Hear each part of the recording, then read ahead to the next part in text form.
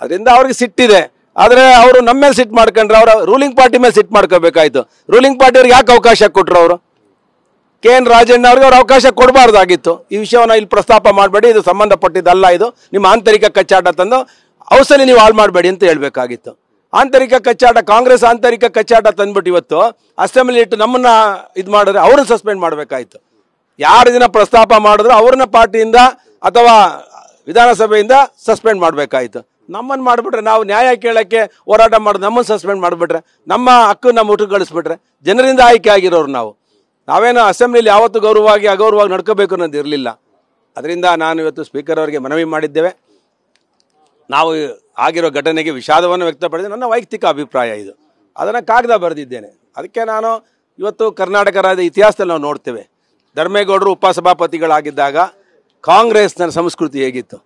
ಏಕಾಏಕಿ ಅವ್ರನ್ನ ಎತ್ಕೊಂಡು 15-20 ಜನ ಅವ್ರನ್ನ ಸಾಯಿಸಲಿಲ್ಲ ಅಷ್ಟೇ. ಇವತ್ತು ಆ ವಿಡಿಯೋಗಳು ವೈರಲ್ ಆಗ್ತಾ ಇದೆ. ಇವರಿಂದ ನೀತಿ ಪಾಠ ಕಲಿಬೇಕಾಗಿಲ್ಲ ಕಾಂಗ್ರೆಸ್ನವರಿಂದ. ಇವರೇನಾದ್ರು ಮುಖ್ಯಮಂತ್ರಿಗಳ ಮಾತು ಕೇಳಿದರೆ, ಕ್ಯಾಬಿನೆಟ್ ಸಚಿವರ ಮಾತನ್ನು ಕೇಳಿ ಸಸ್ಪೆಂಡ್ ಮಾಡಿದ್ರೆ ದಯವಿಟ್ಟು ಇದನ್ನು ಮಾಡಬೇಡಿ. ಇದು ಕಪ್ಪು ಚುಕ್ಕೆ ಆಗುತ್ತೆ. ಪ್ರಜಾಪ್ರಭುತ್ವ ನಮ್ಮ ಹಕ್ಕುಗಳದು, ಜನರ ಧ್ವನಿ ಅದು.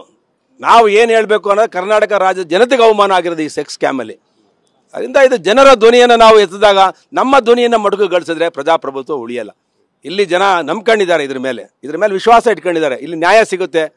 ಹೇಗೆ ಹೈಕೋರ್ಟ್ ಸುಪ್ರೀಂ ಕೋರ್ಟ್ ಇದೆಯೋ ಹಾಗೆ ನಮ್ಮಲ್ಲಿ ಜನರ ಧ್ವನಿ ಆಗೋದಕ್ಕೆ ಇದಿದೆ. ಪ್ರಜಾಪ್ರಭುತ್ವದಲ್ಲಿ ವಿಧಾನಸಭೆ ಮತ್ತು ವಿಧಾನಮಂಡಲಗಳಿವೆ. ಇದರ ಧ್ವನಿ ಅಡಿಸುವಂಥದ್ದನ್ನು ಕೆಲಸವನ್ನು ಸ್ಪೀಕರ್ ಅವರು ಮಾಡಬಾರ್ದು. ಅದರಿಂದ ನಾನು ಅವರಿಗೆ ವಿನಂತಿ ಮಾಡಿದ್ದೇನೆ, ಇದನ್ನು ಮರುಪರಿಶೀಲನೆ ಮಾಡಬೇಕು. ಆ ಘಟನೆಗೆ ವಿಷಾದ ವ್ಯಕ್ತಪಡಿಸಿದ್ದೇನೆ. ಅದರಿಂದ ಕೂಡಲೇ ಅಮಾನತನ್ನು ತೆರವುಗೊಳಿಸಿ ನಮಗೆ ಸಾಮಾನ್ಯವಾಗಿ ಕೆಲಸ ಮಾಡೋಕ್ಕೆ ಜನರಿಂದ ಆಯ್ಕೆ ಆಗಿರೋರು ನಾವು. ಇವ್ರಿಗೆ ಅಧಿಕಾರ ಕೊಟ್ಟಿದ್ದೀವಿ ಅಂತ ನಮ್ಮ ಅಧಿಕಾರನೇ ಮಡುಕಳಿಸೋದು ಸರಿಗಿಲ್ಲ. ಇದು ಕಾನೂನು ಬಾಹಿರ ಕೂಡ. ಅದರಿಂದ ನಾವು ವಿನಂತಿ ಮಾಡಿದ್ದೇವೆ. ನೋಡೋಣ ಏನು ನಿರ್ಧಾರ ತಗೊಳ್ತಾರೆ. ನಾನು ಅಂದ್ಕೊಂಡಿದ್ದೇನೆ ಕಾದರವರು ಒಳ್ಳೆಯವರಿದ್ದಾರೆ, ಒಳ್ಳೆ ನಿರ್ಧಾರ ತಗೊಳ್ತಾರೆ.